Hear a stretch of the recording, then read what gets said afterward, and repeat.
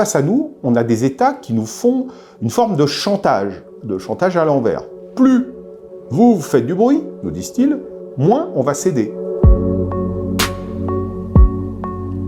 Bonjour, j'ai l'habitude dans cet édito de vous parler du droit à l'information, de sa mise en œuvre dans l'ensemble du monde, des dangers technologiques, géopolitiques, en matière d'évolution des sociétés. Aujourd'hui, je vais vous parler d'un sujet qui est Reporters sans frontières, RSF, qui est une organisation à la notoriété assez forte dans de très nombreux pays, mais qui au fond une illustre inconnue. Pourquoi?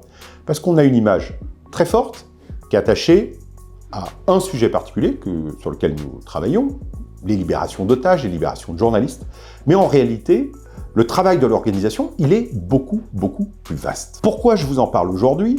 Parce que nous avons cette semaine à Paris réuni l'ensemble de nos équipes internationales qui viennent des 14 bureaux que nous avons dans le monde, 14 villes, Taipei à Taïwan, Rio de Janeiro pour l'Amérique latine, Washington, Londres, Dakar, bref, tous les continents. 180 personnes, et en plus des correspondants dans plus de 150 pays.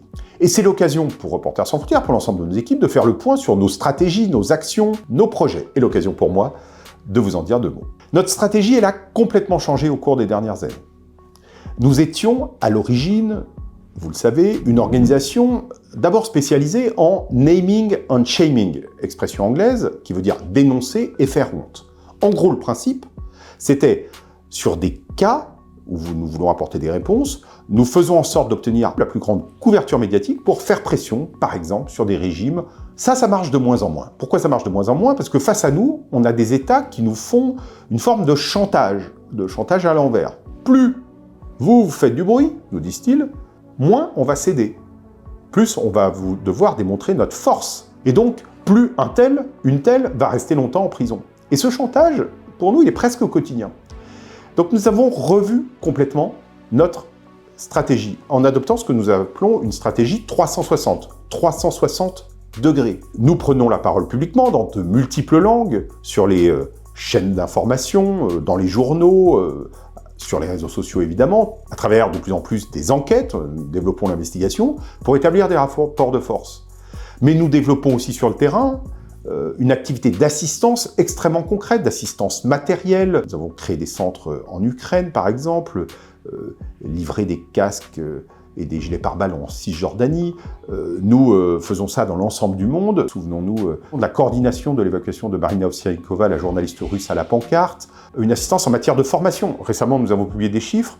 En 2023, nous avons formé dans l'ensemble du monde près de 2000 journalistes. Et c'est une croissance très forte. Nous avons beaucoup développé ce qu'on appelle l'engagement direct, qui est le plaidoyer auprès d'autorités dans l'ensemble du monde, en fournissant des propositions, des recommandations, des revendications très concrètes qu'il faut construire. Et là, on a un service qui fait ça et qui a gagné une très grande influence sur tous les continents. Nous développons le contentieux stratégique, qui est l'action juridique offensive face à des entreprises privées parfois, face à des États, face à des individus. Nous développons des projets innovants, comme un projet de bouquet satellitaire vers la Russie, j'y reviendrai, comme des projets sur l'intelligence artificielle. Et enfin, nous sommes dit que si nous voulons avoir le plus d'influence possible, il ne faut pas simplement se battre pour que des bonnes règles soient appliquées, pour que des mauvaises règles soient abolies, mais aussi pour faire en sorte, pour contribuer à l'édiction des règles. Et c'est la raison pour laquelle nous avons lancé des initiatives structurelles, comme la Journalism Trust Initiative sur la certification des médias, pour redonner un avantage concurrentiel au journalisme digne de ce nom, aux médias qui s'astreignent à des obligations méthodologiques, éthiques, qui proposent un cadre d'indépendance, mais aussi une initiative plus structurelle encore sur la régulation du numérique avec le partenariat pour l'information et la démocratie, signé maintenant par 52 États et qui a été initié par nous. Voilà une partie de cette logique 360. Si je devais résumer, nous travaillons à 4 niveaux. 1, le niveau classique de la liberté de la presse. Quand je dis classique, historique pour Reporters sans frontières, mais qui demeure absolument essentiel dans de très nombreux pays. 2, le niveau des relations entre les médias et le public. 3, le niveau de l'organisation du marché des médias, du marché de l'information. 4, l'espace informationnel, l'espace de l'information et de la communication, désormais global. Ça nous donne un périmètre d'action qui, disons-le, holistique. Nous regardons et travaillons à Reporters sans frontières sur l'ensemble des aspects informationnels.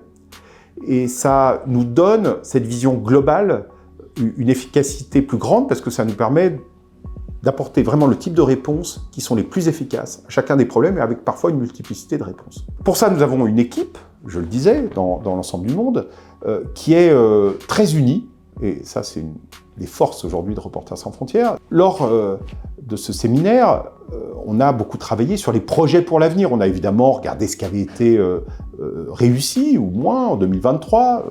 Il y a eu des moments très forts pour nous, des libérations de journalistes, la libération de Mortaza Beboudi, qui était détenu en Afghanistan, qui est un journaliste franco-afghan. Nous avons dû vraiment discuter pied à pied, de manière hebdomadaire, avec le régime des talibans et avec différentes factions au sein du régime pour à la fin obtenir sa libération.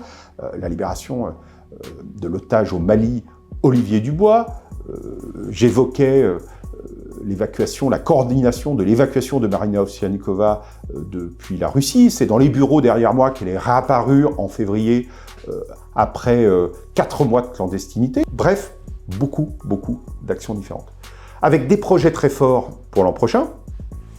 J'évoquais le projet de satellite, plus exactement de bouquet satellitaire à destination de la Russie, avec dans ce bouquet des chaînes russophones qui ont dû s'exiler au moment de l'attaque vers l'Ukraine, de l'attaque russe en Ukraine, et des médias internationaux, enfin russophones, vers les publics, vers la Russie, l'Est de l'Ukraine, les pays baltes.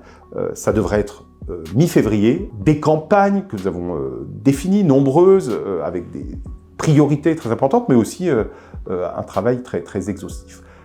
Bref, voilà, nous avons du cœur à l'ouvrage, ça c'était très manifeste, avec une équipe extrêmement énergique, qui fait preuve de créativité. Il faut faire preuve de rigueur, évidemment, quand on gère des affaires juridiques, quand on gère des questions de sécurité, on n'a pas le droit de se tromper, on n'a pas le droit à l'erreur, mais il faut aussi faire preuve de créativité pour trouver les dispositifs qui aujourd'hui fonctionnent.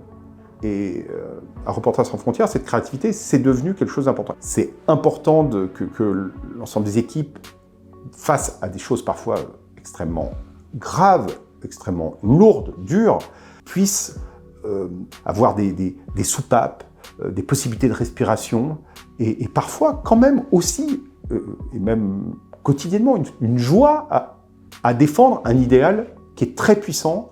Cet esprit, il anime aujourd'hui l'équipe de Reporters sans frontières qui se bat dans l'ensemble du monde. Et nos collègues qui étaient là cette semaine de partout, ils vont retourner dans leur pays, sur leur continent, et mener le même combat qu'on mène partout dans le monde.